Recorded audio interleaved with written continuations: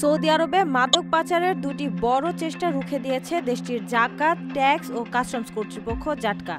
সাম্প্রতিক এই অভিযানে দুবা বন্দর এবং মদিনার বিমানবন্দর থেকে 52,000-এরও বেশি ক্যাপটাগন পিল এবং প্রায় 4 কেজি কোকেন জব্দ করা হয়েছে।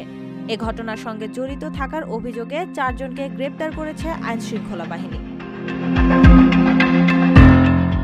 কর্তৃপক্ষের মুখপাত্র হামুদ আল হারবি জানান, দুবা বন্দরে আসা একটি চালানে কাঠের প্যানেলের ভেতর অভিনব কায়দায় লুকিয়ে রাখা হয়েছিল 52,352টি ক্যাপটাগন পিল।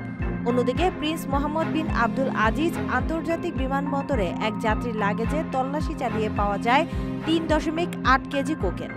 মাদক জব্দের পরপরই নার্কোটিক্স কন্ট্রোল অধিদপ্তরের সঙ্গে যৌথ অভিযান চালিয়ে সৌদির ভেতর থেকে এই চালানের মূল হোতাদের আটক করা হয়।